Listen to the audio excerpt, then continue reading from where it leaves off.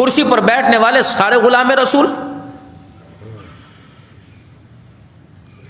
شریعت بل پاس ہو رہا ہے، اس کے اندر شریعت ہے کون سی جو پاس ہو رہا ہے؟ 200 سال انگریز ہمارے پر حکومت کرتا رہا. اس نظام کو لانے کے لیے آپ کو اندازہ نہیں کتنی قربانیاں پیش کرنی پڑی. مارنے والے تھک گئے لیکن مار کھانے والے ختم نہ ہوئے. انہوں نے کہا نہیں، اس قوم کے ساتھ اللہ کی مدد ہے، اس قوم کے ساتھ رسول اللہ صلی اللہ علیہ وسلم کی دعائیں ہیں. کوئی ایسی چیز ہے جو اس نظام کو کھوکھلا نہیں کر رہی اور اس نظام کو نافذ کرنے والوں کی مدد کر رہی ہے، تو لہٰذا اپنے ہتھیار گرا دو، اپنے آپ کو سرنڈر کر دو. یہ 200 سال پہلے بھی ہوا، چند سال پہلے افغانستان کے اندر ہوا.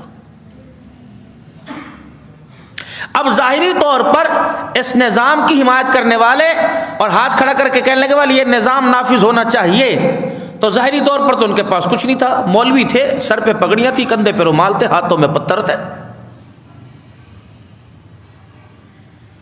ہلاکت ہی ہلاکت تھی، مالٹے کی جیل تھی. تلوار ہتھیار تو دور کی بات، اسیر مالٹا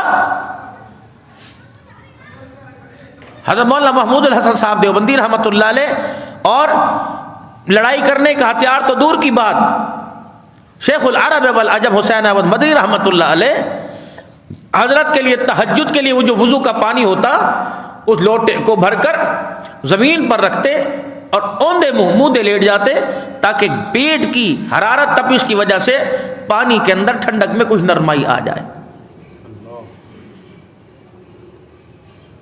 نظام یہ حضرت گنگوہی اور مولانا قاسم نانوتوی رحمۃ اللہ علیہ کو ڈھونڈ رہے ہیں اور ہاتھوں کے اندر وہ آلہ ہتھیار ہیں، وہ ہتھیار ہیں کہ جن سے ہلاکت. اب یہ کیا کر رہے؟ اب نظام اللہ نے کہا ہوگا، تم میرے دین کی مدد کرو جیسے کیسے ہو. جب پتہ لگا کہ فوج اندر گھس گئی تو وضو کیا اور وضو کر کے مصلی کے اوپر بیٹھ گئے اور فرمایا کہ دنیا کے ہتھیاروں کے بارے میں دنیا کی طاغوتی طاقتوں سے سنا اور وضو مومن کا ہتھیار ہے، اس کے بارے میں جناب محمد مصطفیٰ صلی اللہ علیہ وسلم کی مبارک زبان سے سنا کہ جو انسان وضو کر لے یہ ایسا ہتھیار ہے جو فتنوں سے، پریشانیوں سے اور دشمن کی اور کفر سے اور دشمنوں کی دشمنی سے محفوظ رہتا ہے. مصلی کے اوپر بیٹھ گئے. جب آئی انگریز فوج کمرے کے اندر گھسی تو حضرت مصلی پہ بیٹھے ہوئے اللہ نے اس وضو کی برکت سے کرم فرمایا، ان کی آنکھوں پہ پردے ڈال دیے. کمرے میں پاس بیٹھے پوچھ رہے ہیں یا قاسم نانوتوی کہاں تھا یا گنگوہی کہاں تھا. اللہ اکبر. جب اس نظام کے ماتحت ارادہ نہیں آمادہ ہو گئے، تیاری کر لی تو اللہ کی مدد. ان تنصرکم اللہ ینصرکم اللہ فلا ان تنصرکم اللہ ینصرکم، آگے مدد اللہ کی زمین پہ.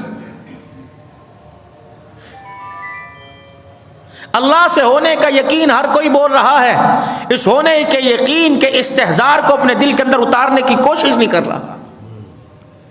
اللہ ہے، کرتا ہے.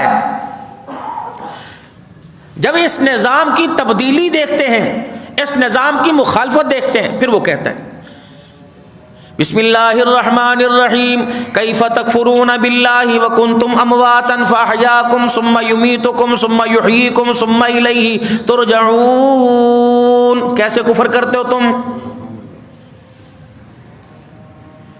اس مٹی کو، اس درختوں کو، اس آسمان کی بلندیوں کو، اس زمین کی نچائی کو، گہرائی کو میں نے بنایا.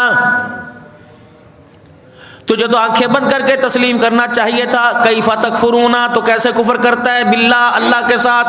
وکنتم امواتا، کچھ نہیں تھا تو تھا ہی نہیں. فاحیاکم، تجھے زندگی دی.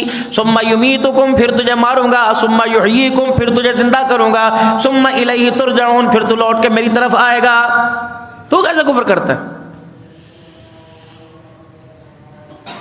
تیری سائنس کہتی ہے کہ خون کے قطرے کے اوپر، ایک ذرے کے اوپر محنت ہوئی، ماں کے پیٹ کے اندر سائنس نے یوں کیا، ایک دھماکہ کر دیا، بچہ دنیا کے اندر باہر آ گیا. اب اللہ کیا کرے؟ وَإِذْ قَالَ رَبُّكَ لِلْمَلَائِكَةِ إِنِّي جَاعِلٌ فِي الْأَرْضِ خَلِيفَةً، جب میں نے پیدا کیا تو اعتراض اٹھے. قَالُوا أَتَجْعَلُ فِيهَا مَن يُفْسِدُ فِيهَا وَيَسْفِكُ الدِّمَاءَ وَنَحْنُ نُسَبِّحُ بِحَمْدِكَ. ان کی کیا ضرورت ہے؟